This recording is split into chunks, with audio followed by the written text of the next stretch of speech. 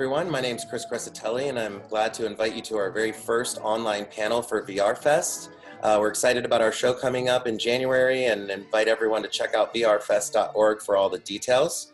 I'd like to introduce our moderator for today's panel, Bob Cooney from Zero Latency. Hi, Bob. Hi, Chris. Thanks for having me. You're welcome. Also, we have Shauna Heller from Aisolve. Hi, Shauna.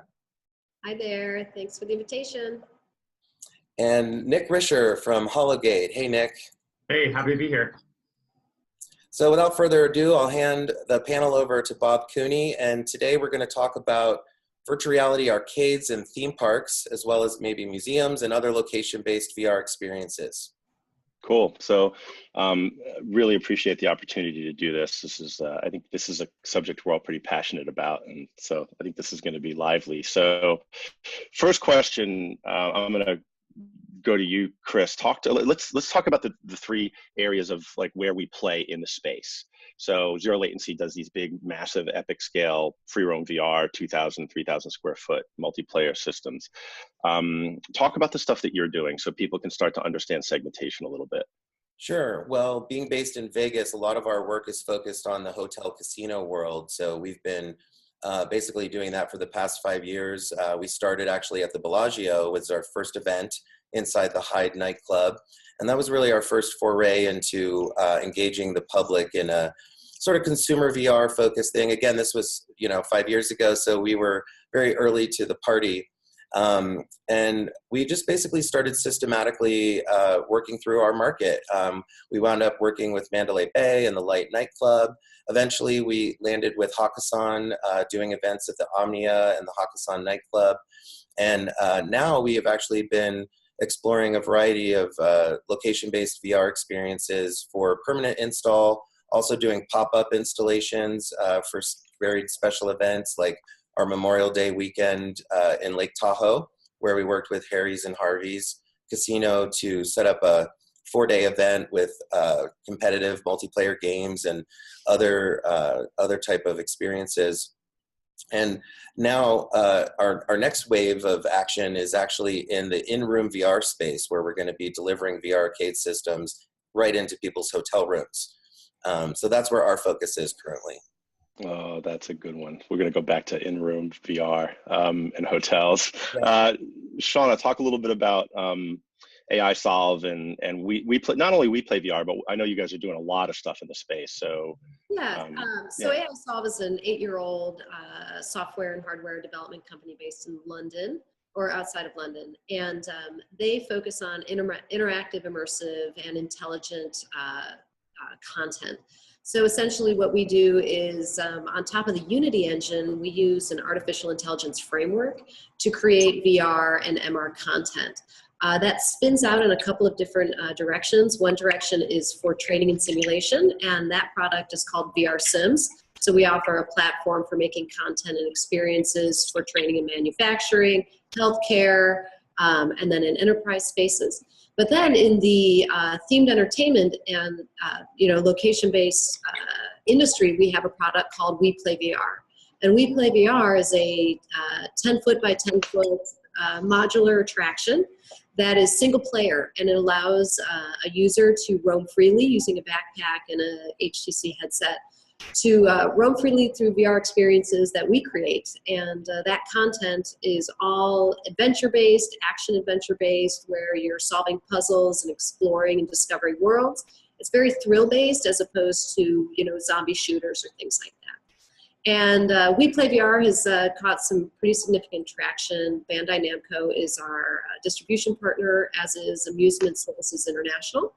And then we distribute as well for ourselves. But it's been a pretty big hit for family entertainment centers that are looking for something that's a smaller footprint from, say, some of the other products on the market. And we're live right now in 13 different locations, and then we're gearing up to launch in a significantly larger numbers beginning of 2018. Cool. And I want to know more about artificial intelligence and how that impacts VR experiences too. That's terrifying and thrilling at the same time. And then Nick, talk a little bit about Hologate and your background. Sure. Well, my background is from the distribution side of film world, and so when I first came into VR, I noticed a problem with distribution in VR. Everything was going to VOD or Steam VR, and I really needed to see a place like location-based entertainment to solve that. So Hologate created a system, a VR platform that basically allows 4 players to wirely go into a VR environment that we've created. We've created 3 games so far, and all of them are interactive. You play with each other, you play on a team, you play collaboratively. So you're not isolated in the normal sense of, a VR. I think VR is very isolating, and especially when you're doing it at home, it can be even more isolating.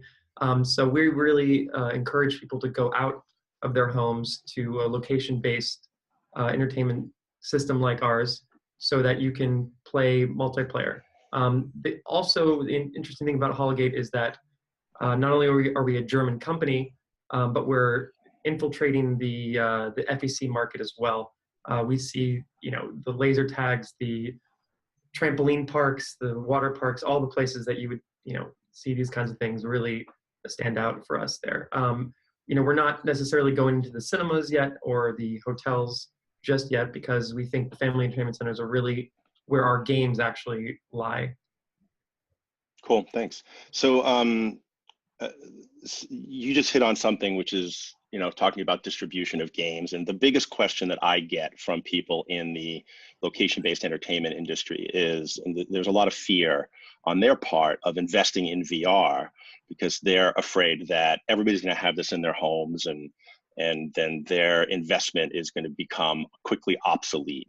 And so I'd love the panel's opinion on that, especially if each of you have a different opinion. Do you want to start, Chris? And yeah, I can definitely jump in there. Since a lot of our events and pop-ups that we do are presented by Oculus and Alienware, often you'll come to our event, we'll have an entire area of what some people perceive as consumer VR. But if you dig a little deeper into that, you'll realize that we have multiplayer raw data presented by Survios on certain occasions. And so as far as I know, that's not something people are doing at home just yet. So there's certain offerings that we can create that are unique. We also take some of those games and are exploring now sort of the gambling aspect. How can players compete against each other for a cash prize? And being in Vegas, that's a big priority for us. So we're taking a hard look at that. So yeah, I'd say it's just a variety of things. And I don't feel that most people have this in their home. As people that come to our events are constantly saying, never seen this, didn't know it was so great. Wow, I didn't actually have an Oculus. A lot of people, their first VR barbecue is the Gear VR or the Daydream or the mobile VR platforms. And some people just stop there. So we're out there in the trenches making sure people know there's a next level up, right? Yeah, but so what happens, and that's today though, so how do you guys feel about like VR's ability to penetrate the home? And that's today, but in a year, like if people are making these investments, Shauna, I'll ask you, what do you tell people when you're talking about location-based VR and investments? What do you tell them they think they should get their money back? What's the time horizon and why? Sure. So the first thing that we talk with our potential owners and operators for We Play VR is that it's important to offer a product that people can't get in the house. And one of the big selling features of We Play VR is this haptic floor. We designed the games and the system itself to give feedback to the players, and that it can come in a variety of forms, but for us, we focused in on providing a haptic floor. So all of our experiences are very focused in giving feedback and letting players, experience an environment where the environment pushes back on them, so to speak. It reacts to the player being in the environment. And you just can't get that at home. You can get different variety, like they have, motion chairs that you can have at home and high-end gaming chairs and things like that. People aren't going to buy those. That's not going to, it's hard enough to get the gear in the home and the PC and tracking systems, right? High-end gamers will spend on that sort of thing, but you still can't get a room that will react to you, especially coming from the floor. So first thing for us was offer a product that would not be coming into the home ever. VR is coming into the home, headsets, consoles, PCs, but a room that the floor vibrates, that's not coming back to them. And so hold your thought there before you go to your next comment, because I think it's I think haptics is an interesting subject. And one of the things that I find is that I tell people around haptics is it's a good way to increase immersion, especially in shorter experiences. And so, there's some of these locations, and zero latency is one where we run 30-minute games, and in a 30-minute game, you're walking around. That's one way to get deep immersion. But I think if you have a 7-minute game or a 3-minute game or a 5-minute game, which a lot of the family entertainment centers want because they want faster turnover, they're really focused on throughput, for better or for worse. Haptics is a way to bring people deeper into the immersion quicker. What do you believe in that? What have you found in that? So absolutely, it's been critical to the success. Honestly, that people, we're working in a 10 by 10 foot space, and people are, walking freely around it and the content that we create. But we constantly get the feedback that, they feel like they're in a much larger space and that they're having experiences that are much longer, where our experiences are 4 minutes and 30 seconds. And we're trying to deliver a personal VR experience. We're not trying to put multiplayer into a 10 by 10 space. Yeah. The reaction has just been overwhelmingly positive. People feel that they're having a bigger experience than they are. They feel that they're having a longer experience than they are. But we're able to offer it at a price point. Well, the owners and operators are able to offer it at a lower price point than some of the larger scale, larger footprint experiences, because the whole unit is very inexpensively priced. It's meant, it's meant to be attractive to owners and operators in the FEC market. So when you say inexpensive, let's just go to that. What is it? Yeah, We Play VR is a $55,000 piece of hardware. Okay, and it's for a single player system. For a single player, yes. Okay. And then I want to stay on the haptics conversation for a second, because it's one that I get a lot of questions from amusement operators. And so, the best is zero latency a haptic best? No, we don't. Zero Latency has chosen not to use haptics at this point, and they've found that over a 30-minute experience, it's just, they've done some stuff with fans and environmental effects, but over a 30-minute experience, you walk. So their haptics is 2,000 square foot and walking. So you walk hundreds of yards in that experience, and the more you walk unencumbered, the deeper the immersion gets. So their studies have shown that that's one way to get really, really deep immersion. And I think in shorter experiences, one way to get really, really deep immersion and stuff like the Void does, is, and what you guys are doing, and I want to talk, Nick, because you've done some haptics in the gun, right? Talk about the haptics in Hologate and why you selected a haptic peripheral for the Hologate experience. So we developed, one of our games uses a gun that actually you can see in real VR. So it's not just a controller, you actually feel the real thing that you're holding. And that vibrates, of course, like all controllers do. And we wanted to make it, of course, more immersive. I think what's interesting is not only the haptic feedback for the person. I mean, we are using hard light vests on some of them, but what we've noticed is that there's and hold on, what's hard for people who don't know? What's hard light vests? Hard light is I think it's about 20 different actuators, which are vibrating plates that kind of wrap around your entire body. You put it on, takes about 2 or 3 minutes to put on, which is a problem for throughput. And some of we use the option of some people can use it, and they look really cool. They look like you're wearing like a Iron Man vest. But some people just like to go in and play and get out. What I think is really interesting is not necessarily the haptics for the user, which is obviously important, but the audience. We have incorporated a system of lights and also a separate game server that can show what is happening in VR that's not just the POV of what's going on. So we have a separate system that basically is a camera that's going around all the players, and it's showing what's happening. So like a virtual, it's an in-game virtual camera, not a physical camera, right? Exactly, like a third-person camera. And that kind of like lets the audience aware of what's happening and who's winning. With the lights, we have each quadrant, we have 4 players in a 16 or 18 by 18 area. Each quadrant can be segregated into like a series of light panels, and those light panels can change based on if people get shot or if people are losing.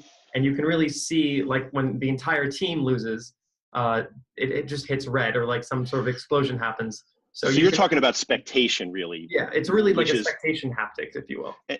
Yeah, and so, Chris, you do a lot of events, and obviously events require a level of spectation. And how do you what do you find about that? What do you find that?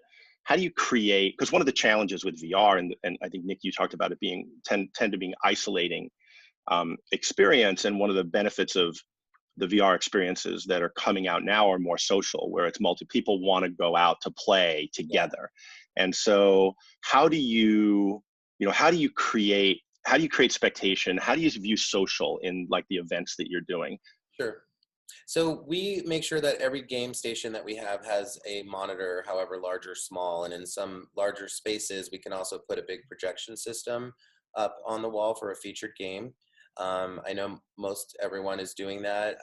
There's a few, in fact, Shauna, when I saw the WePlay system, I thought it was really creative how you masked part of the game with the logo exposure. I hadn't really seen anybody doing that, because I've often been waiting in line for a game and watching the preview monitor, and it kind of ruins it for me. I get to see what happened, and you kind of get to think about what you're going to do when you're there. So kudos on that. I thought that was great. It's one of our best software innovations.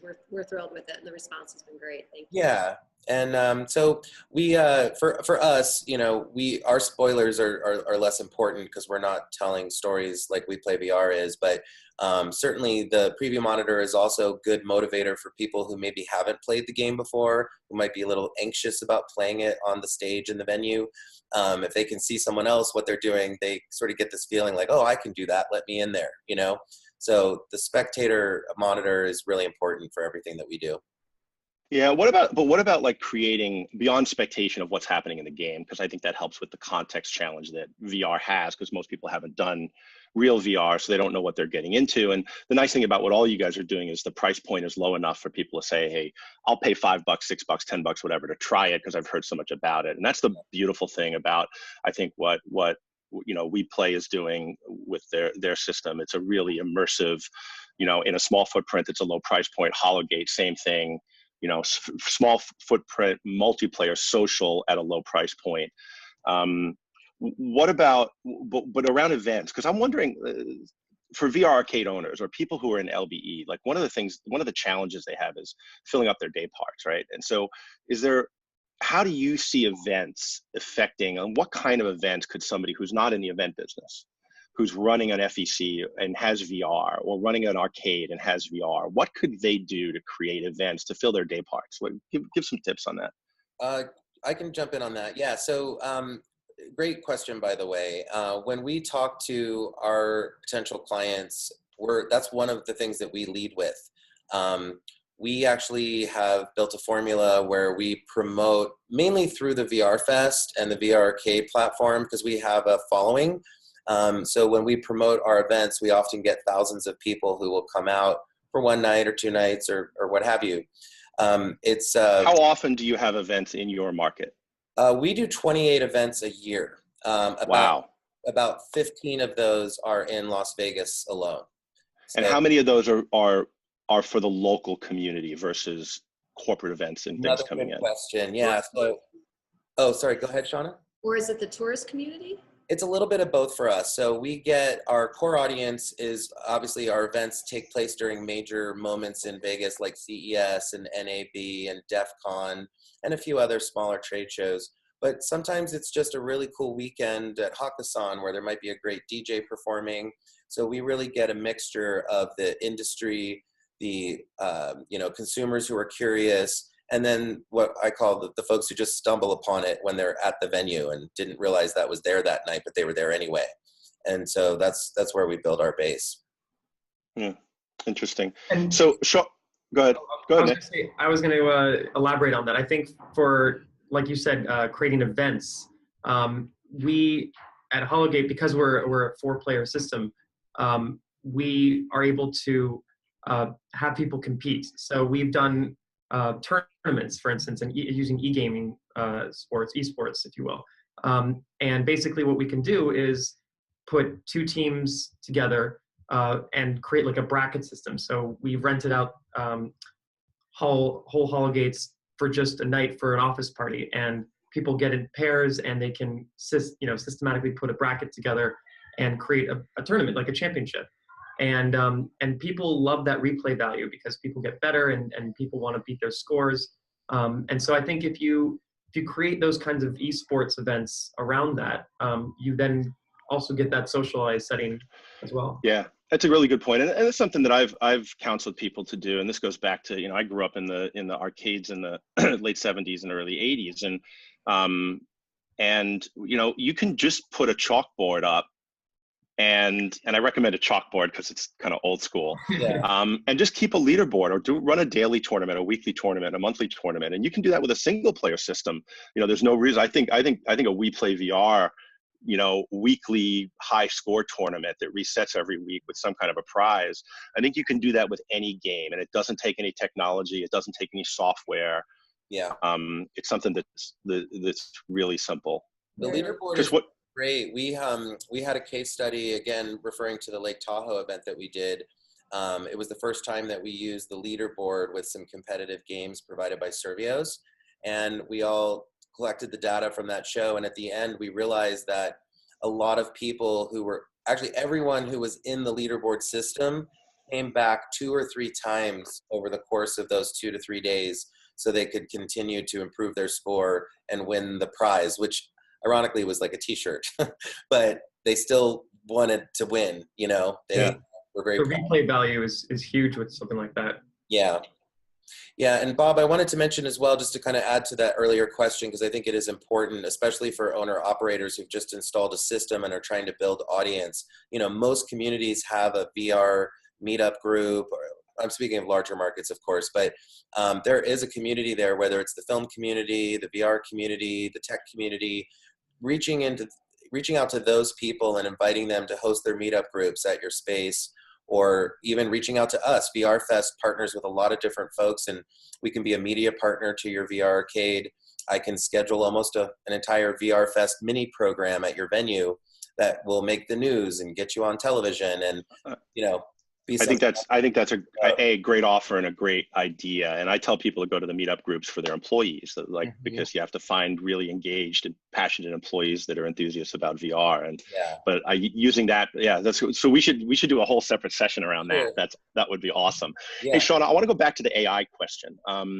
So because I think a lot of people are interested in AI, most people have no idea, other than the robots taking over and taking over humanity and enslaving us. How are you using, are you using AI and I think you are, regarding some of the stuff that Chris talked about, like hiding certain parts of the game. How are you using AI to drive software development, and how is that going to impact entertainment over time?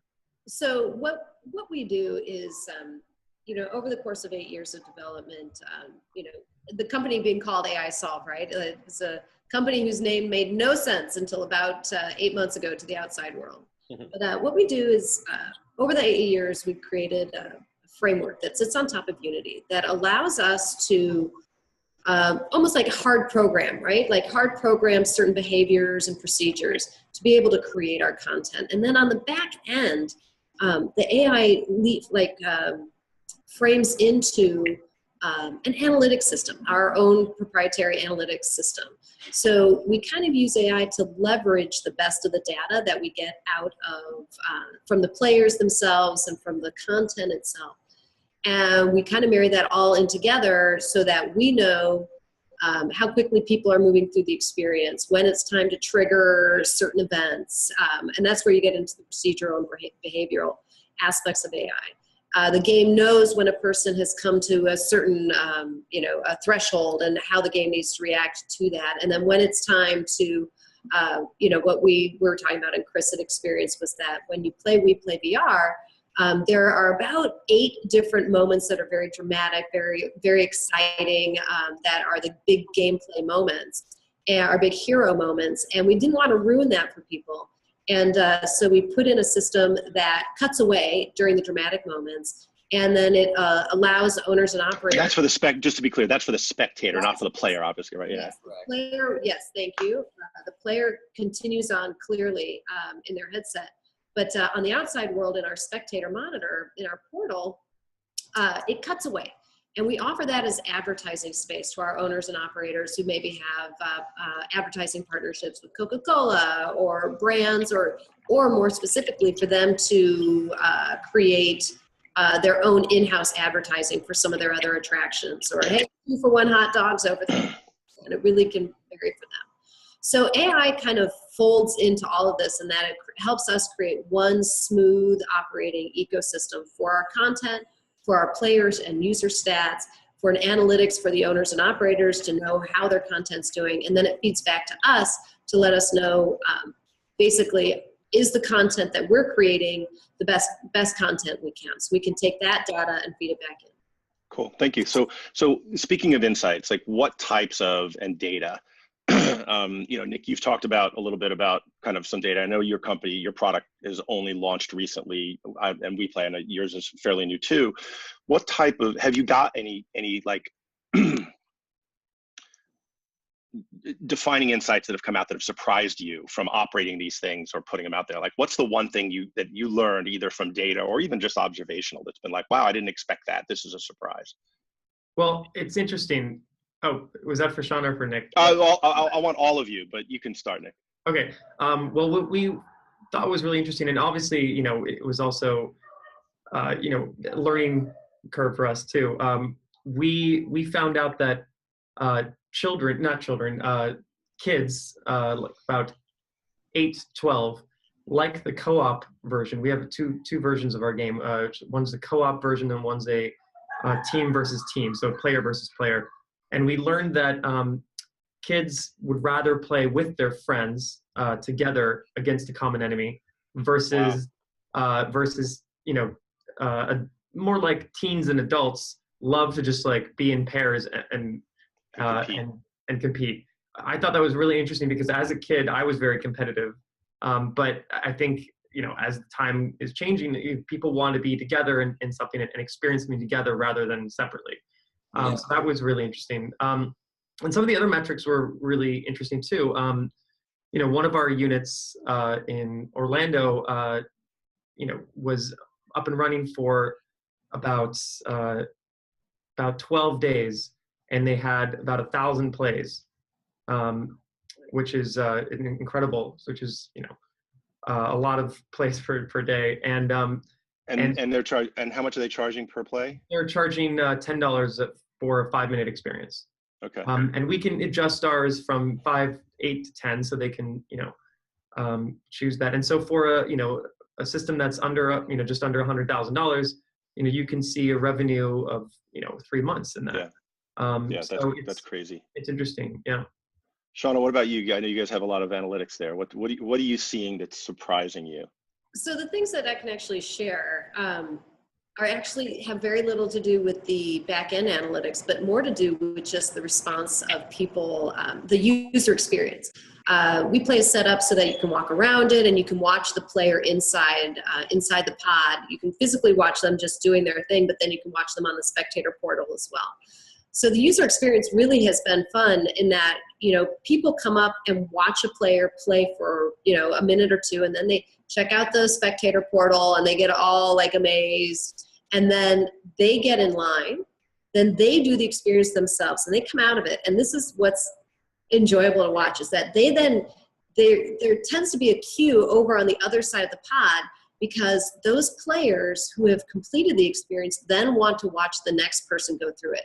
I don't, you know, no big spoiler alerts here, but in Mine Adventure, we have you go over some rocks with some lava, and people, you know, it's a big challenge. It is the big challenge in the experience. So people who have done the experience can't wait to watch the next person try it and see how they do. And it's just been super gratifying for us as developers to watch such a strong response to our content, our hardware. But also it's just fun to watch people excited to see how the next person is going to do. And because we're single player, you know, there isn't cooperative play. And so seeing how people are kind of creating a social experience around our product has been really cool.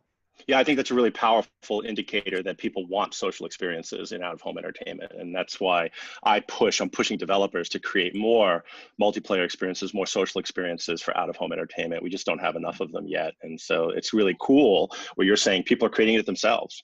And I think, Chris, you probably see similar things around people just gathering around and watching somebody do VR, depending on the experience, like the walk where in the locations that I've seen, where people will put down a plank, right? And you have to walk on a 2x6 while you're doing it. I've spent hours watching people do that. And it's like endless fun. What have you seen as the best spectation games for people who are out there thinking, okay, I've got a bunch of single player stuff? What are the best games that drive spectation beyond just the walk, the height scaring things? What else do you like? Well, like Shauna said, the people coming back to watch someone go through a certain moment in the game and watching their reactions. You know, outside of our arcades, I also have friends that have systems at their home, and with games like Plank, they actually take really extreme measures to freak their friends out. We would never do this in a for business situation, but I was at a party and everyone was playing Plank, and the guys who hadn't done it yet were being lured out onto the plank, and then they had actually set up a big, huge beanbag. And so while the person was sort of freaking out, they pushed them into the beanbag. The guy was falling. And, you know, I asked my friend who got pushed unexpectedly, were you okay with that? And he was like, oh my God, that was so fun. I was so scared. I thought I was falling. You know, so it just really is all over the place. People really take extremes in some of the things that they do. Yeah. So, so Nick, you'd mentioned something very early on that I want to go back to, which is cinemas. And I know you come from the cinema world. Chris, you've been involved in Hollywood for a long time. You know, Shauna, like we're all West Coast, you know, people. And so there's a lot of talk. So a couple of things. So obviously IMAX was an early entrant into VR arcades, and they created their IMAX VR, and different people have different opinions of how successful it's going to be financially, but they've said that they're just experimenting. And then, you know, I've talked to a lot of movie studios about like their desire to get their content and push it into, so there's the whole notion of intellectual property in movie-based games.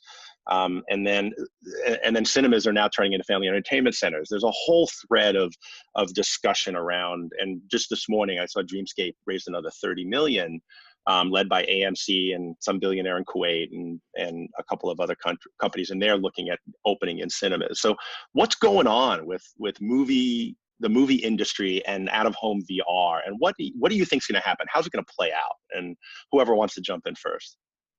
I have a theory on this that, for better for worse, I'm happy to be proved wrong. But I think part of what's going on is there's a certain Hollywood getting into the tech industry aspect to this, and VR is the vehicle for that. Mm-hmm. And so maybe there's a little bit of a run going on where people are like, oh, this rush cannot last forever, so I'm going to jump in here and build while I can. I mean, you know, VR serves as this kind of center point, right, between Silicon Valley and Hollywood, because so much of the content that's getting made for VR right now is kind of IP driven. I mean, there's a lot of original IP going, but the big flashy experiences that capture the press and capture the imagination of people, they really are kind of IP driven. And so you have a lot of people in Hollywood who have never had exposure to the tech industry. They hear about, or if they had, it's been Netflix, which was you know, they saw as undermining their value proposition, right? Or yeah. So my little theory on this is just that suddenly using VR as a vehicle, the entertainment industry is suddenly finding themselves in the tech world, and the tech world being always enamored by, you know, the sexy, glitzy, you know, premiere nights for the big IPs and the big movies and things like that. They're kind of having a love affair. So Chris or Nick, like, how's this going to play out though, and how is it going to affect people who are either contemplating getting in location-based VR or are in it? Like, is this going to be in every movie theater? And if you open a standalone location, are you going to be co-opted by that, or is it like, where do you see the trend going? Well, I think it's interesting. I did come from the distribution world, and I see these location-based entertainment systems almost acting like a cinema, whether it be VR Arcade or We Play VR or even Hologate. I see it as you know, an exhibition space, and I think whether it's by itself outside the cinema or within the cinema, it's a projector. It's it's projecting maybe on our faces, really close up, but it's still a projector. And if you, with Hologate, our whole idea was that, if you look at again, Steam VR, everything goes through Steam VR. It's like the Netflix of VR. But the problem is, especially with Netflix, and this is just the similarities, independent cinemas that go, or independent films that go directly to Netflix often don't have a lot of P&A, print and advertising.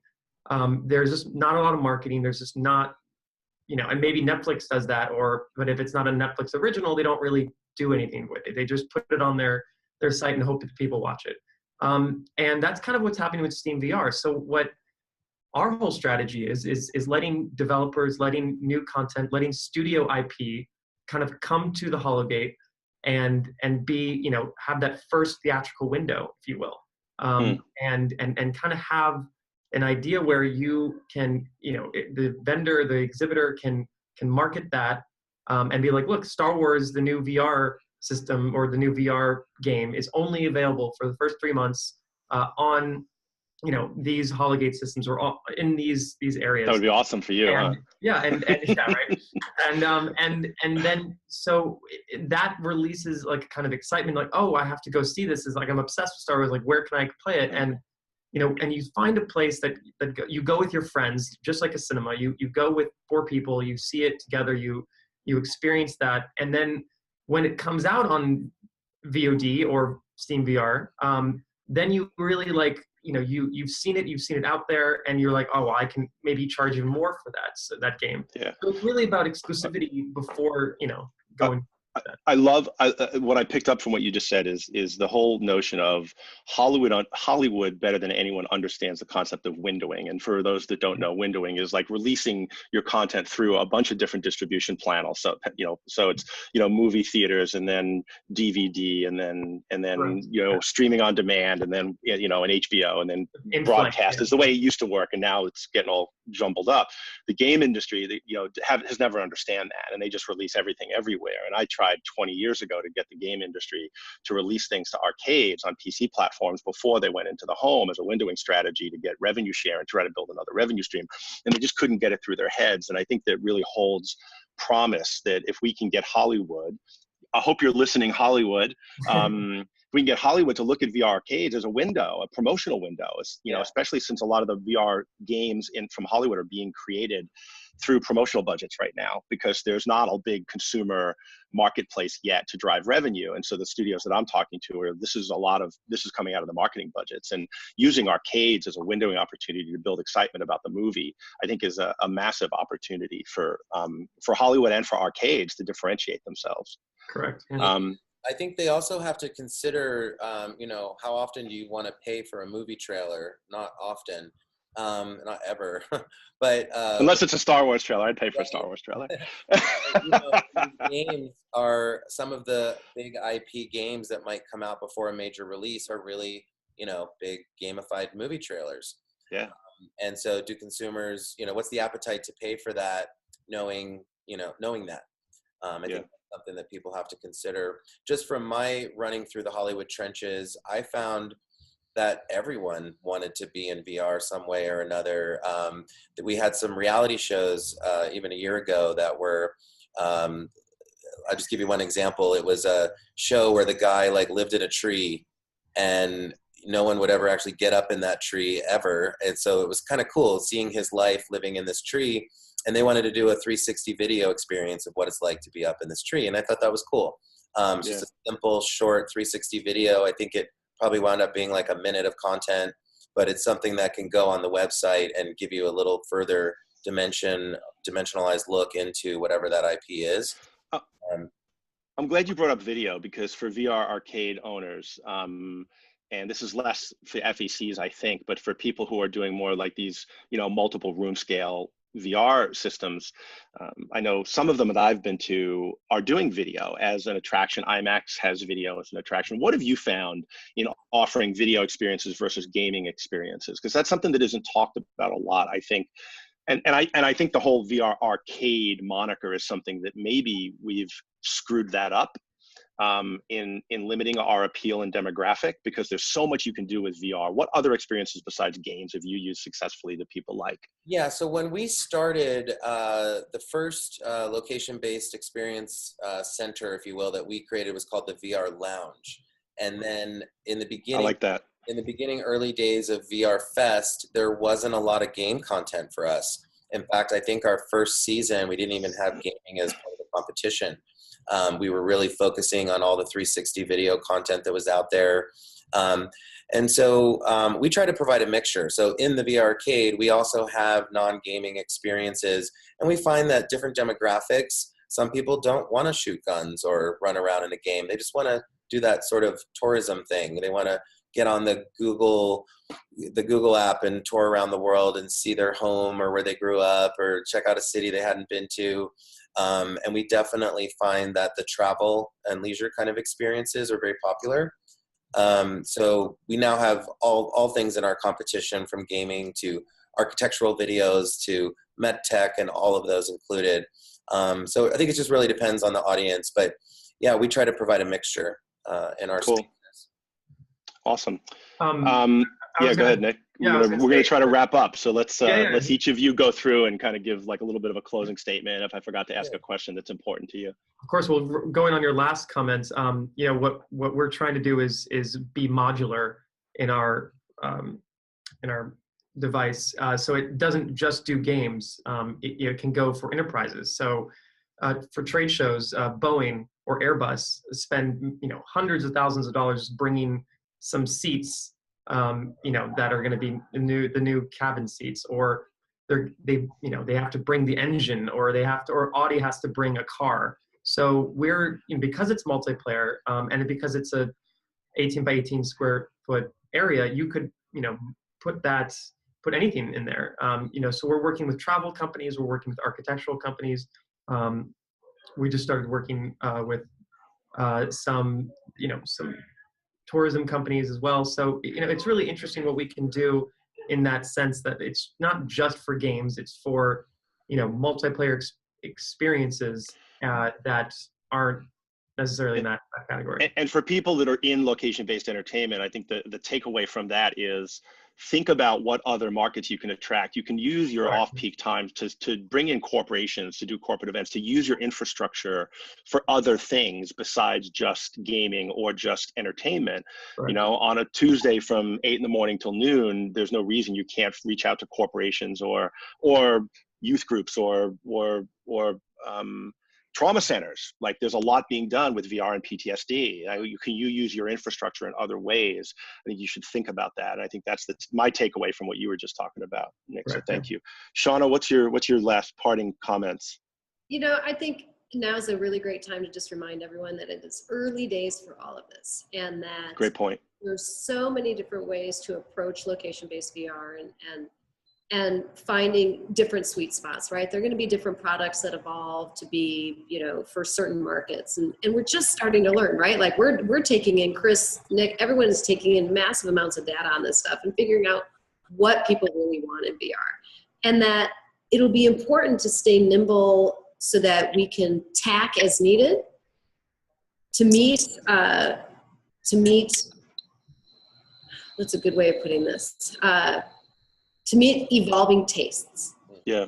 And having different companies offering different products, I think, is a really exciting thing, because it's not so much a competition, but saying, hey, this market and this sliver, they're interested in this, and this market is interested in that.